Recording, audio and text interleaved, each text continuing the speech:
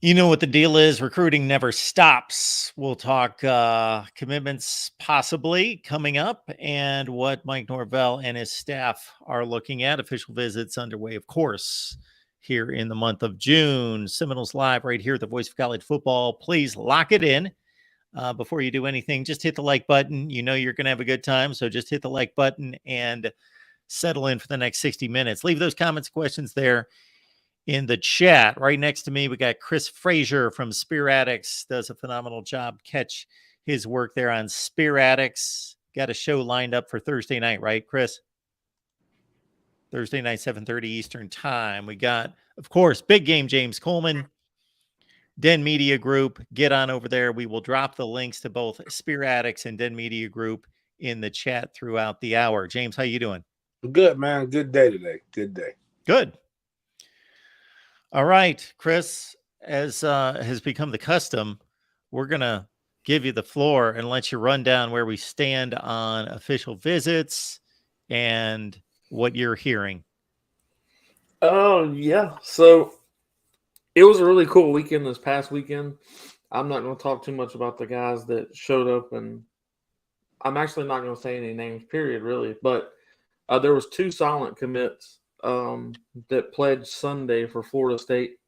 One is a position that is at high need, and a lot of fans will be extremely excited about. People can do their own research, and you can pretty much figure out which position that is, because there was only 1 or 2 that showed up in that position, so you can figure out what position I'm talking about at least. But it was really big for Florida State. Here's what's going on with recruiting. So Jeremiah Smith is verbally committed to Ohio State, which most and everyone knows. And he's catching a lot of flack for taking official visits elsewhere, not just from the Ohio State fan base, but from other fan bases that are like, if you're not sure where you're going to go, why'd you commit? He's just getting a lot of question marks. And a lot of the recruits have noticed that. Not just his behalf, but his behalf pretty big because of his following. So they've all noticed that people are coming at him pretty hard for it. So a lot of these guys want to take all of their official visits, so they're not making their commitment public to everyone until they do their official visits. One gentleman that I spoke to that showed up to Florida State, that was his exact words, that he was committed to Florida State, but he did not want to speak on that publicly because of the flack that they get for going elsewhere to just do official visits. But what's coming up for Florida State that's big is we've got 2024 4-star athlete Jameer Grimsley. He plays wide receiver and corner. Florida State seems to be recruiting him as a cornerback.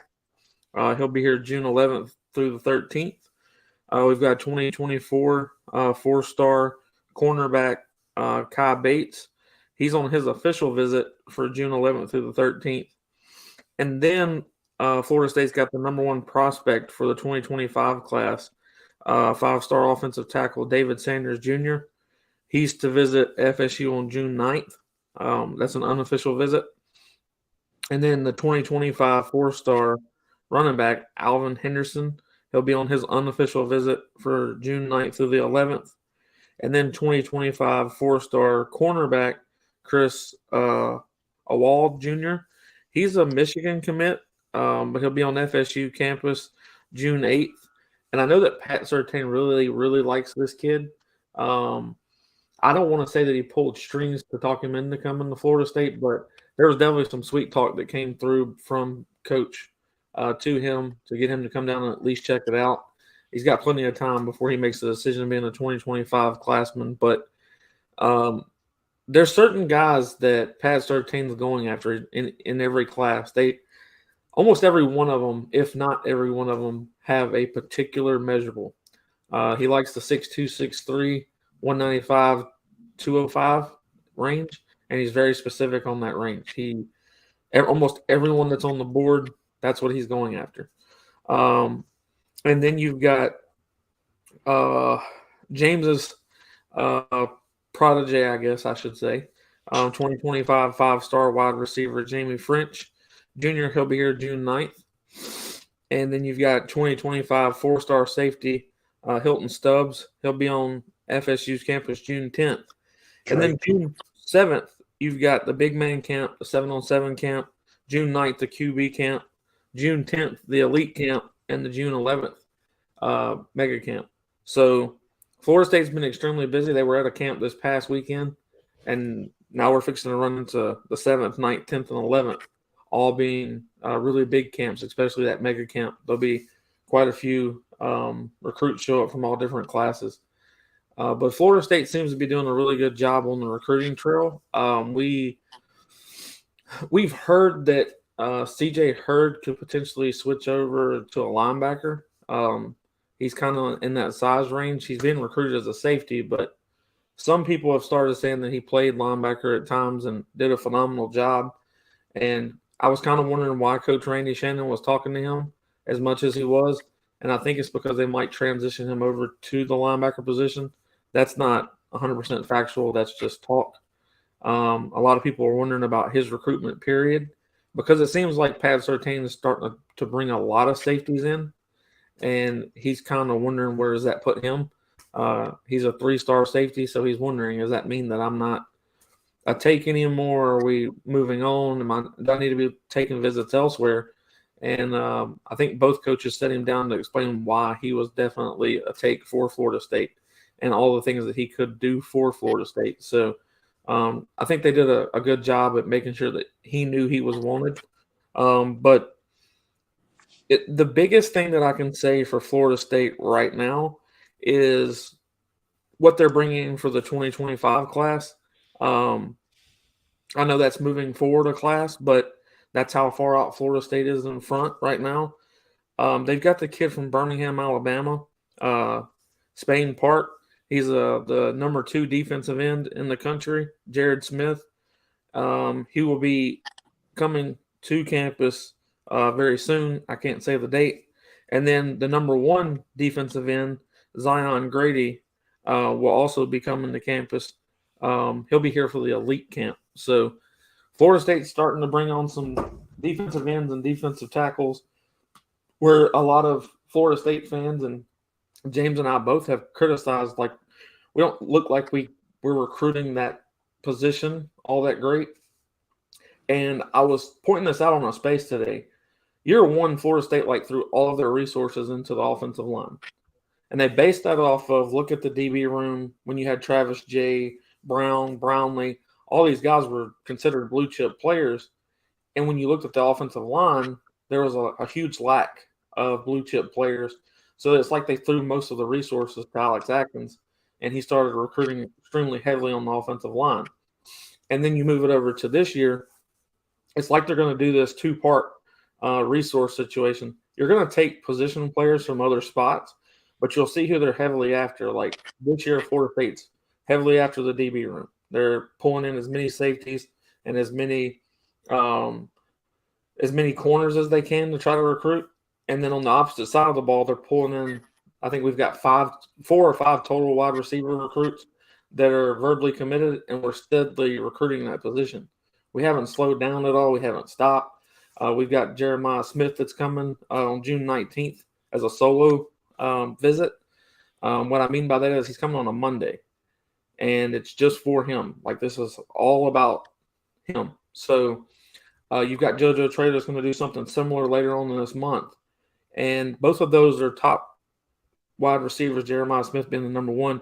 Not sure where JoJo falls, but he's not very far from the very top of the list. So I don't know if some of these guys are wondering in the wide receiver room that if we land one or both of these guys, if like the Amari and there's another one, but I don't know if they're going to stick around for Florida State if we do land those guys because they'll feel like they're being over-recruited, and that position's not necessarily a take for them anymore. Because I started noticing from both of them they're starting to take official visits elsewhere. But I was trying to let Florida State fans know that that's not a bad thing necessarily. Like, if we can take everyone, we would, but we can't. So if you get better talent come in, it's not a bad thing. So I would take Jeremiah Smith and JoJo Trader over. No offense to the guys we've got, but I would take them over the ones that we've got right now. That's what I got for recruiting. Hey, James, unless you want to take off on this topic, I'm going to give you a bit of a question that is more a general question. Obviously, every athlete's different. Their situation's different. Their desires are different. However, there are obviously categories that hold true for everyone. Reaching the NFL, preparing for the NFL, winning. Am I going to win here? What's the location? Do I like this location? Is it close to home? Is it a nice place? You know, education for some huge, for others not. Depends. NIL, we know what that is. Then you've got the component that you really can't grasp. You can't put your finger on it, but it's, do I trust these people? Do I trust this coach? Do I trust my position coach? Do I just feel at home here? Do I just feel like this is the place, even if it doesn't completely add up in all the other categories? You experienced that. And now this coaching staff is trying to figure out for each individual, even though I'm sure they've got a set formula to a certain, or a set pitch, elevator pitch. Obviously, they have to nuance that for each individual athlete. Yeah, I mean, basically, they do talk to each one about those factors and how Florida State can help them, and mainly how they can help them as a coaching staff. I'll say this: I mean, if you listen to a lot of the guys who've come through, and they've said like they don't BS, they don't sugarcoat, they just tell you how it is. And I'll tell a story of Mike Norvell on the recruiting trail when he first hit. There was a wide receiver that we had for a short amount of time. I remember Brian Robinson, 4-star wide receiver from out of Palm Beach, and he was committed to Florida State under tag. Everybody wanted him. Mike came in and they did the in-home, and Dugans was still kind of recruiting, but wasn't sure if he was going to be on the staff or not. He asked, "Is Dugans going to be on the staff?" That's important to me. He says, "I don't know this guy." He's like, "If he does what I think he can do, he has a shot. But you're committing to me. This is what we're going to do. This is what I've done in the past. You can either get on board or you don't. But just trust me. When we get this thing turned around, you're going to want to be that guy." And that was his first, the transition class. And when you kind of look back 3 years down the road, you can see Mike Norvell still embodies that exact same thing. That's how he talks to everybody. That's how he talks to the kids that I see him getting recruited. And even all the other coaches, like they're talking to the safeties. Like I know Chris brought up that Hilton, which is, we've all learned his name now. We thought his name was Drake. That's how he was introduced to us. But Drake Stubbs, they're recruiting him and telling him the truth about where he stands and how they feel like he could be that next guy at safety. And you just have to. It's very personal, but it's genuine because it's how Mike does everybody. And the best quality Mike has is not having thin skin and being 100% with almost everybody that he is as 100% as you can be as a coach. Because I've joked to say when he's stuttering, he's lying, but that's a coach. Like you have to have coach speak, and you have to always look at the well-being of the 120 and not the one. And that's sometimes the penalty of being in leadership. You can't just look at each individual person. You have to look at what's best for the entire team. And sometimes that's what's best for the team isn't best for the individual. If we're sitting here in 3 months and we're going into the season, where will you guys stand in regards to particular position units for this class or particular players in terms of, I'll put it this way. If you look at, let's say, the defensive side of the ball, let's say you're in on 4 defensive linemen, you're in on 3 or 4 linebackers, 3 or 4, let's say each level, you've got an idea as to, we're not going to get all these guys, but we need to get 2 out of these 4. We would love to get these 2, but if we get 2 out of these 4, I feel good about this. I feel good about the linebacker if we do X, Y, and Z. Do you guys have a pretty good target on where you would like to be with this recruiting class in, let's say, 3 or 4 months? I would like to see. I don't mind the linebacker from down south. He looks like he's doing what you want him to do. A prospect that you identify early that's starting to show and starting to flourish. but I still would like a guy like we just landed Blake Nicholson in this past class, a guy who's a 4-star or even a high prospect guy. Those are the caliber of players that you need to bring in. But if we have a class of 2 to 3 linebackers, I think Florida State is very good there, and I expect this to be one of the best DB and wide receiver hauls we've seen in a while. Once Lester commits and a couple other guys, and then at the wide receiver, I think JoJo is probably have a better chance at landing JoJo over Jeremiah, in my opinion. But if we get both of them, you do make room for both of those guys. But even as it stands, we have a really, really good wide receiver recruiting haul going right now, and even better with tight ends. So I think we're going to see if Fox comes in with Thomas, you're going to see that that's 2 of the best recruited tight ends that Florida State's had in over 2 to 3 decades. So I mean that's amazing. So I think they're already down the right track, but I know of what they're gearing up to do because of what the 24 season gives you. You have a bigger chance of making the playoff by losing a game or 2. You're okay. They'll play a lot of young guys, but I still think they're going to leave 5 to 10. I would even say 5 to 7 slots minimum available to try to go get impact transfers in this next class. In particular, I think we're going to see them really do work across the defensive line in a similar manner in which we just did with the offensive line last class. Chris, what's going to make you feel good about this class in a few months? Landing a top tier linebacker, like James said. This past weekend we had linebacker 2024 4-star linebacker Edwin Spillman on campus. He really enjoyed his visit. He stayed an extra couple hours on Sunday, farther than he expected to. He really liked what he saw at Florida State. He did say he didn't want to make an emotional decision. He wanted to do his other official visits before he made a concrete decision. But Florida State is definitely leading in that recruitment based off of all the interviews that we've had with him. And then we had 2024 4-star offensive tackle Niger Daniels also on his official visit. I think Florida State leads the way with Daniels, not mildly, but quite handsomely. And I think that Atkins is doing his due diligence there.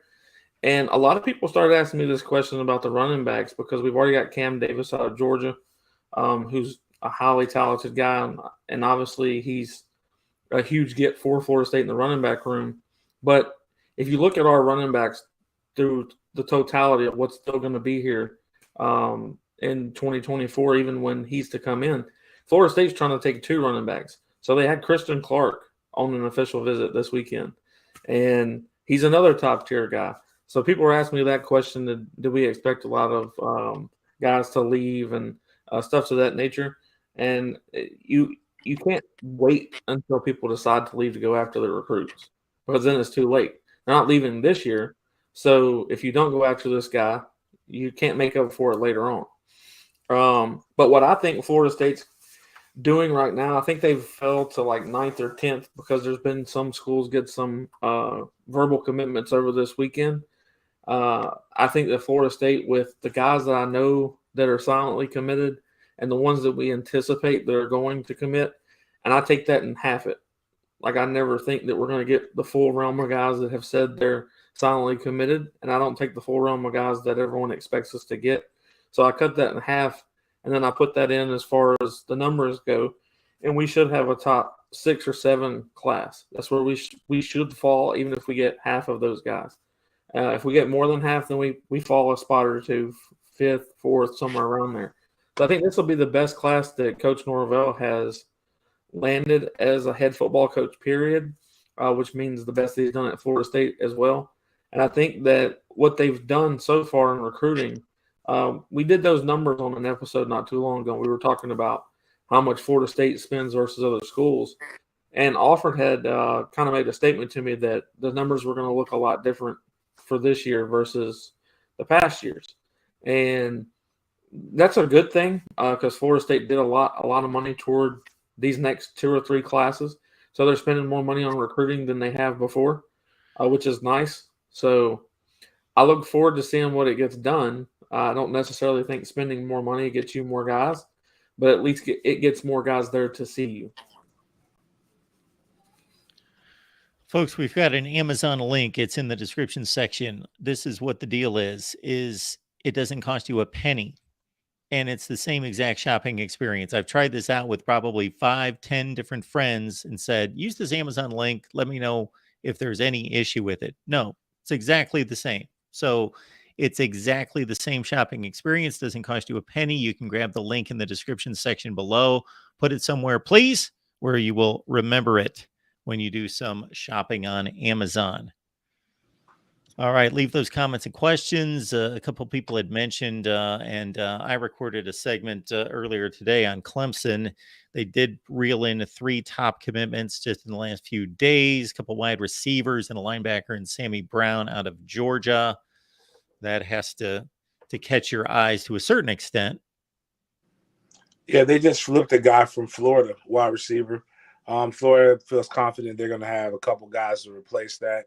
But Dabo's a good recruiter, and he made some shifts in his staff to where they go back to focusing on bringing in a quality product. And I think the only way to derail Clemson is to beat Clemson. And I think once Mike Norvell really gets a chance to do that, and depending upon how the win is, this could really be an opportunity to solidify and I hate to use a terminology, but put a, shall we say, fence around the state of Florida. Because I had a teammate of mine, Stanford Samuels, who was coaching when Jimbo were coming around.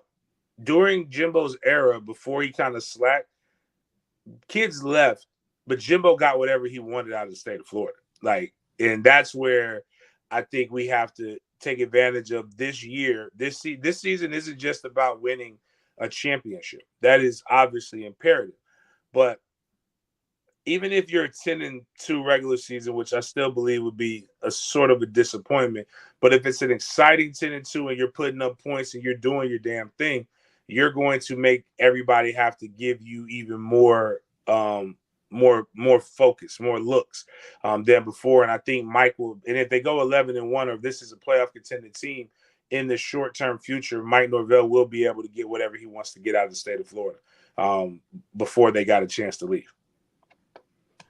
Yeah, I mean, you can't knock what Clemson's doing. I don't want to say the kid's name wrong, if it's JT or TJ. It's TJ Moore that they flipped from Florida. And Florida they had him on a lock. Everyone was extremely excited about him as a wide receiver because they're really struggling at that position. So when Clemson came out and flipped him, it was really surprising to a lot of Florida fans. But Florida's I don't want to say that they're delusional, but they're kind of falling into the scape of delusion when they think that they're going to pull Jeremiah Smith because he's coming there for an official visit. He said that official visit set up for quite some time, and he's not. I'll let him speak for himself, but I think that's not going to happen. I don't think that Florida can pull Jeremiah from Ohio State with what's currently going on. Now, if Florida came out and had a phenomenal season, which I don't see that happening, but if they did, then they have a shot. But Jeremiah is going to go to a team that's winning. He's already made that clear. He wants to win in his college career. He even brought up a situation with Jameis Winston losing one college football game his entire career at Florida State. So he's looking to win wherever he goes, whether that be Ohio State, Florida State, Georgia, wherever it ends up being. And I don't think that they fare well with that situation. But you cannot be blind to what Clemson's done with Sammy Brown. I actually think that Clemson got on him late. I don't think they were on him as much as the rest of us. I know that Florida State, Miami, Georgia, Ohio State, Michigan, all of them were on him very early.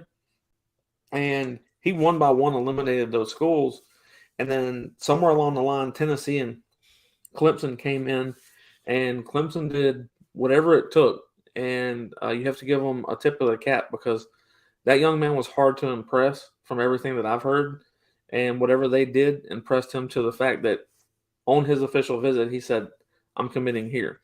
And everyone said that was a tall order, that wasn't something that was going to be easily done. They thought he was going to take this until late signing day. They didn't think he would ever say a word. So I think that's good on Clemson's part, and James is 100% correct. The only way you derail what Clemson's doing is you beat them. And Florida State should have the roster to do that this year, but should turns into coulda and woulda. So we have to see it happen. And if Florida State does so, I do think that it pulls quite a few eyes back toward Florida State because Clemson and Florida State have been going back and forth on more recruits than people know. It's literally between those two schools. And what's wild to me is Florida State's after a lot of Ohio State prospects. Like Ohio State's got X players that they've got verbally committed right now. And Florida State is literally talking to almost every one of them. And I mean, trying to poach them at their best. They're doing everything in their power to get them to come down for official visits or even unofficial visits. And they've been picking on Georgia for quite some time with being able to flip Landon Thomas, getting Colin Fox. Like everyone's projecting Colin Fox to come to Florida State. Being able to pull running back Cam Davis from Georgia, pulling Luke Kromenhawk from Georgia. Like Florida State's been a complete thorn in Kirby Smart and Georgia's side for sure. They've even commented on that as a university a couple of times that they need Florida State to recruit Florida as good as they're recruiting Georgia. And I think that they actually are. There's a lot of – it's like a half and half situation. We've got a lot of Florida kids, a lot of Georgia kids, and it makes up for both halves of the class. And you've got one or two stragglers from New Jersey or somewhere else. But we're going after your team, Mark. We're trying to get all y'all prospects. As soon as you said that, I went to the Ohio State commitment list just to see who we talking about here. We're obviously talking about Jeremiah Smith. I only see one other player from Florida. I see the running back from Fort Lauderdale, Jordan Lyle. I see, let's see, a bunch of Ohio players, and I see somebody from Georgia. Who was that? I see Aaron Nolan, the quarterback from Georgia. That's who I'm looking at from Ohio State on the current list. All I was told was that there was quite a few guys that were verbally committed to Ohio State that Florida State was trying to speak to at a high level of probability of trying to get them to Florida State. And it's all your fans' fault. Let's just throw that out there. The Ohio State fans came at Florida State fans a couple of months ago, and I think the coaching staff heard about it. This is all fun intended, y'all. I'm not being no way, but Florida State's doing everything that they can to be a thorn in any one side that's ahead of them right now. How do you beat who's ahead of you right now? You look at Ohio State, Georgia, Alabama. I can't put Michigan in front of us right now based off of talent. Now they've gotten farther than Florida State has for sure. But you're going to go after the guys that are out recruiting you. You're going to go after the guys that are getting more blue chip players than you. And I think that's what Florida State's doing is they're on particular guys that Clemson, Georgia, Ohio State are pulling in. And they're like, no, if that's who they're talking to, we like those kids too. We're talking to them. So I think it's a good thing. It's all great competition. Chris, I was just having fun myself a couple weeks ago when I named Ohio State the dumb fan base of the day. But I did that with Florida State a few weeks before that. Anytime I get more than like a dozen people on any particular topic that don't understand what they're talking about, then I just have a little fun with that. Tell people don't take offense to it. Put in parentheses, hey, if it doesn't apply to you, just move on. It's not a big deal. Just having a little fun here. All right. Let me ask you guys this. At what point do you think that Mike Norvell has proven to be a big-time college football coach that is worthy of this job, or is he still proving that? Is he still in the process? He's still proving it. It's like he's a young coach. This is year 8 for him right now. This will be his 4th year at the helm. Like, how do you handle? And we've seen him in big games. Still kind of not give us everything that we want to give consistently. So we need to see the LSU and Clemson are 2 very big games out the gate, and how can you manage their expectations, and how can you continue to win? can you take a step? Does a national championship, or excuse me, a college football playoff appearance necessarily mean he's worthy of the job? No, but you have the talent. Can you, like, you've developed the talent, so we can give you credit for that.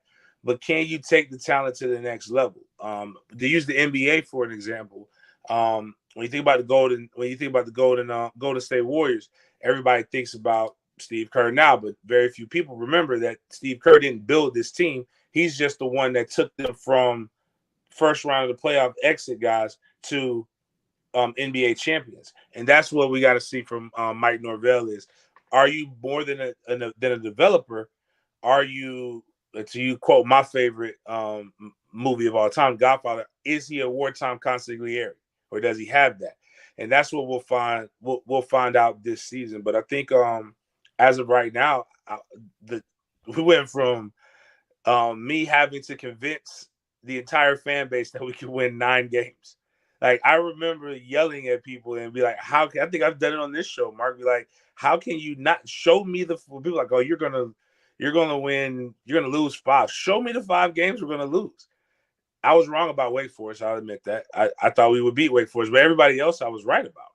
And now we're in a situation where the fan base united and people using common sense and not afraid of trolls are like, yo, I don't see 3 losses on this. Like, you got to show me the 3 losses. And I think that's a testament to what he's been able to accomplish with the COVID year, and then just progressing every year. Yeah, I think it's the majority of his consistency. Norvell had a 5-7 season, a first 10-win season with a bowl win, making it the 10th. And what the Florida State fans need to see is consistency of that. Like, if people don't remember when Jimbo took over, he had quite a few seasons of 10 wins, 9 wins, 11 wins before he got to, I think it was his 5th year at Florida State. He took us to the national title in 13, and we won it. But people were calling for his job when we was only getting 10 wins. Like, our expectation levels of Florida State fans is we're competing for national titles at least every other year. And that may be a little bit too much, but we don't believe so. I personally don't believe it is either. So Norvell's definitely still proving that he's worthy of the job. And the coolest thing is he embraces that. Like, he enjoys the challenge. It's almost like when a bunch of fans were like, you got to do something before we can accept you as a good coach. And it was like he looked at everyone and said, challenge accepted. And it's like that's what he embraces. He wants the true expectations put on him. He wants the weight of the Florida State fan base, the weight of the university, the weight of the players, because he knows that he can't be considered a great coach until he achieves those things with all of that on top of him. So he wants to be the guy that carries the weight of the Florida State world into the success rate that he can get. I can tell you that he has zero issues with confidence. He fully believes that he can take this team. He fully believed he could take last year's team into the playoffs. It just didn't happen. But every year that Florida State enters and every year that Mike Norvell enters, he fully 100% expects to win every game that they play. Every time they line up against someone, his expectations are to win those ball games. But I'm with James, and a lot of people I got flagged for this. I told people that we didn't have a question mark on talent on the roster. We don't have depth questions this year when we're facing LSU or Clemson. Where your question marks come in is you've got Brian Kelly. He's been doing this for quite some time. He's a winning coach. You've got Dabo Swinney that has done a phenomenal job at Clemson. So the question is not, does Florida State have the talent to line up with these two teams? The question is do we have the experience at the coaching realm that can beat these guys? Like, are we going to make those right play calls? Are we going to score touchdowns when we have to? Are we going to make the right call inside of the red zone? Are we going to not pitch the ball on the 1-yard line? Like, it's those questions that we have to see answered from the coaching staff, and we have to win those games. To win those games, I want to see it to be as clean as possible. Obviously, there's going to be mistakes made, but there's no doubt that Florida State fans are looking for perfection. Like, we'll take a win however we get it, but we would much rather see the closest thing to perfection as possible. That if someone beats us, we'd rather it be talent, not because of a coaching problem, not because we're not calling the right plays, not because of scheme problems. We would rather it be, okay, that guy's just better than us. And now we need to recruit better. So I think that's what we're looking for in Mike Norvell, just to prove that he can get over that hump, that only because he's only 8 years in his head coaching career, that he is one of the great ones and he can compete with guys that have 15, 20, 25 years of coaching experience. So that's what we're looking for, and I think he's well on his way to do so. I think last year was a huge boost. I think this year is even a bigger opportunity because of the roster he's got. Alabama might have beaten Ohio State in the 2014 playoffs if they would have stayed with Derrick Henry and shoved him down Ohio State's defense's throats. I hear James say from time to time that if Florida would have stayed with Anthony Richardson, the runner, and not the thrower, then the Noles might have been in trouble last year. Our guy William is asking James, because this could be that kind of situation right there, because Harold Perkins, to me, was the best defensive player that I saw last year in college football, at least made the most spectacular plays. I should say that. If they drop him into coverage more than bringing him, he's a good player anywhere. But is that going to help out FSU? It's hard for me to like be overly critical because I have his stats pulled up. He was a freshman, so he's very dynamic. He will grow. I expect Florida State to grow too. Like that's I expect him to be better. I expect everybody else to get better. He progressively got better too as the season went on. Had a very good game against Georgia. Had 10 tackles. That's the only game he had double-digit tackles. He had 3 sacks against Arkansas, which gave in a 13-10 victory. But Arkansas is a vertical passing team. That's all they do. Trust me. We know Kendall Brown's offense really well in Tallahassee, and when it's cooking, it's cooking. When it's not, it's not. In particular, when he plays against ranked teams, his numbers are pitiful. But what he's got to do, though, when I look at and I always tell people this about the Southeastern Conference, it is no disrespect to them, but it is a brand of football that everybody is used to. It's the reason why when both Missouri and Texas A&M, when they first came over, if people remember, they were middle of the pack Big 12 teams that both got an opportunity to go to the SEC championship. Missouri went back to back out the gate. They never did anything to Big 12, which is why I also think Texas and Oklahoma will be successful in the first years of the of that team. But when you look at it, they don't have anybody outside of Georgia, and it was a great game, 50-30. Outside of Tennessee this past season, and Tennessee beat them 40-13, where they've really been challenged, where they have to be able to be honest with the running game. You have to be honest with the receiving corps, and you've got to do stuff because the defense that they're facing is going to put your offense in a position where they're going to struggle as well. I don't think so. While I think he would be a great and dynamic linebacker, Florida State sees great defensive players with Clemson. They see great defensive players, believe it or not. It didn't show in score, but Miami had a pretty good defense, had some good guys that got drafted as well. Florida had a few guys get drafted from their defense. So I think Gervin Dexter at one point during the season was one of the best defensive players that I've seen. I was terrified. I actually said I didn't know what we were going to do with Dexter and Cox being on the same side of the ball. Luckily, Cox got kicked off the team, and that made life a little bit easier for us. But I honestly don't think the linebacker is where I'm afraid of. I'm more concerned about how healthy the D tackle is going to be. And how well we'll be able to counteract that without having the veterans at guard that have seen these kind of reps. So we got some guys that haven't seen that NFL caliber D tackle yet, and that's a hell of a first challenge. I almost ranked Jaden Daniels as the best quarterback in the SEC. I actually slotted him 2 or 3. But anyway, I have more. I think he's a tremendous quarterback, obviously, by that ranking. I have more faith that Jordan Travis is going to be a consistent player in that game.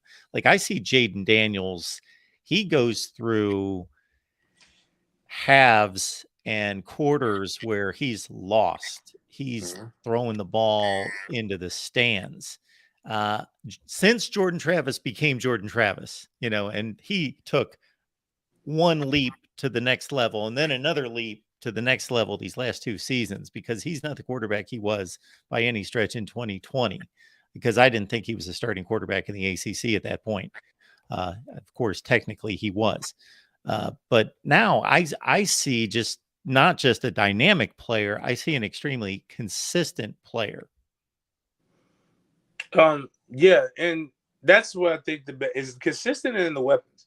He's got proven weapons, and what Jaden Daniels does a really good job of, and he did this his freshman year, outside of last year, was his best year. He went 17 touchdowns, 2 interceptions. One could argue actually his freshman year was his best year. Now that I'm And he looking actually at led the nation in fourth quarter comebacks. And as a freshman, he didn't have much. Like, I don't remember the talent he had around him at Arizona State, but his greatest quality is that he doesn't turn the ball over. Also, one of his biggest weaknesses is that he takes no chances. And that's really where, when you're playing a Florida State or you're playing a top team, you have got to throw the ball down the field. I think we talked, like, how do you beat Georgia? You have to get to their safeties. How do you beat Alabama? You got to get to their safeties. There's only one way to get to the safeties. You have to take the chance to throw the ball downfield. And that's one of the things where I think, and he distributes the ball very well, but I think they have good, talented guys. They've always had good, talented wide receivers at LSU the last 10, 15 years that are going to make noise in the NFL. But outside of when they won the national championship a few years ago with Joe Burrow, they've never had a quarterback and I still don't think Jaden Daniels is that guy. I think he's athletic. I think he can extend plays. But I think if our defense doesn't go into let's just save the game type mode and they're playing aggressive, I think the outcome of last year's game would be a little bit different. But at the same time, if they didn't make those mistakes, like if our defense played them aggressive and they still came back and won, we would be yelling at Fuller either way, because it was a damned if you do, damned if you don't type of situation. But I think Jaden is good. I just think I'd argue if you had Stetson Bennett at LSU, you probably would have you'd have fared a little bit better. And I know that's disrespectful, but I just think he's better. Yeah, I think ever since Patrick Mahomes' dad came on national television and said he was smoking that Joe Burrow. And if y'all pay attention, every time James says Joe Burrow, now he Burrow. He gets it every time. And all I can do is think of Pat Mahomes' dad doing it, and it's hilarious. But I think that James is so right on the money. It's hard to add to anything about Daniels because I'm 100% on board. His biggest weakness is his strength. He doesn't take any chances, but he doesn't turn the ball over. But against teams that you're going to have to beat this year, Florida State being one of them, you're going to have to take those shots downfield to try to beat them. You're going to have to get big plays here and there because you're not going to run 14 plays against Florida State and score a touchdown. I don't think it's going to happen. So you're going to have to get really good field position, and you're going to have big plays. But I agree with Mark. I also think that, especially last year, Daniels was definitely, in what I've seen, was the best quarterback in the SEC. The only reason you could say Stinson wins it is because look at what he had, though. Like, we're talking about pure quarterback play. And I agree with Mark 100%. I think Daniels was the best quarterback in the SEC, and he would have fell first on mine if I just ranked SEC quarterbacks. But I also think Mark's correct on the more consistent quarterback that's going to be playing in that game. And I think Jordan's definitely more consistent. He's definitely not scared to take shots down the field, but he also has like 3 wide receivers that are 6'5", 6'7", and 6'4" apiece. So there's a lot of weapons for Jordan this year. That's why I have Florida State beating LSU in the first game. A lot of people see that as biased because I'm a Florida State fan, but I just don't see Clemson's DB room being able to cover all those guys.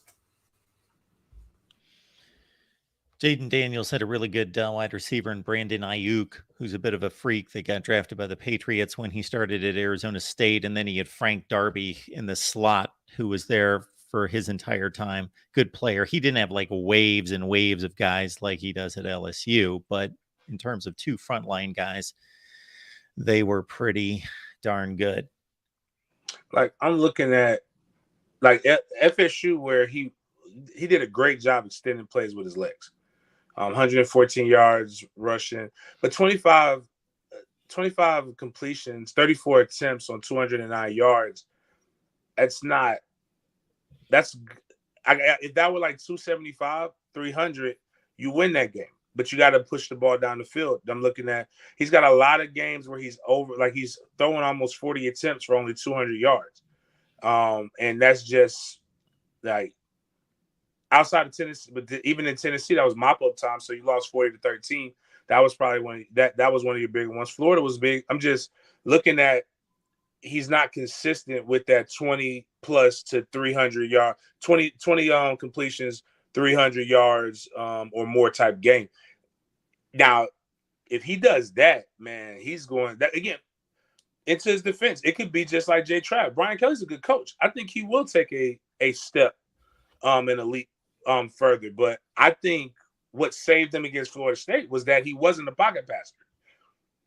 It was him moving around and then Fabo and them not being able to push the pocket, push the middle of the pocket. Just like I think we were talking about Perkins. Perkins is a year better. That left tackle that they had that was a freshman is a year better. But you know who else is a year better? Jared Verse. And he's being talked about as one of the best defensive players in the nation. So if he's this is one of the cool thing about Florida State, our season is, and I was meeting with the Gator Bowl today. They were talking about how their reach, their Christmas gift, if you will, would be to get Florida State. And they were explaining to me how, because we can't go to the Pop-Tart Bowl which was the Cheez-It Bowl. You can't go to the same bowl 2 years in a row. So we will fall into pool play if we finish where they think, and the Gator Bowl will get the first dibs. But they were just like, the season is in the first month. So they know if we beat LSU and Clemson, okay, well, let's wish for somebody else. But if we somehow lose to those two games, we'll probably still moonwalk into a pretty damn good bowl game if we do what we're supposed to do for the rest of the year. But it's also exciting because we know the start of college football is going to start off with a bang for us, and I'm all for it. I like it. I can't wait. I like LSU, and I like the crowd in New Orleans. And if you're an FSU fan and if you've been paying, it's going to be crazy. Like, you got to, like, Mark, if you get some tickets to this game, you might want to try to find some tickets. You might be able to purchase a home. Like in Miami, selling for these tickets, like, because the prices are ridiculous. But that's why I was telling them. That's why we have the tailgate. We have TVs at the tailgate. You can be in Orlando, get the whole vibe of the experience, but not have to sell your kidneys. John, thank you so much for dropping the link to Den Media Group. That's James' platform there, Den Media Group. The link's in the chat. Also, Chris's platform, Spearatics. The link is in the chat, everyone. Just 10 or 12 spots back. You can catch both of those links and follow Chris's work. And James, Chris will be live on Thursday night. Both of you live, right? Thursday night, 7:30 Eastern. Yeah, we're changing the time to 7 tomorrow night because the softball game starts at 8. So it'll be from 7 to 8. We potentially have a former softball girl coming on tomorrow night to be talking about what she sees Florida State softball team doing through this series. We're here in the World Series. It's the best of 3. And obviously we'll know what happens tonight, tomorrow. So she's going to give us a rundown on what she thinks happens for the rest of the series, as long as she can make it. And then we've got, if that doesn't work out, we've got quite a few people they're ready for this what was it called, James? Series 2 of us breaking down Florida State's roster, as far as the tight end room and the DB room versus what we had on those national title teams. All right, Chris, thanks for being here. We appreciate your analysis, man. And everybody get on over to Spear Addicts. And the show is Thursday right here on YouTube on Spear Addicts, Thursday, 7 p.m. Eastern. James, thank you for doing what you do and being here for us each and every week. Appreciate you. Appreciate it. All right, everyone. Next Wednesday, 6 Eastern.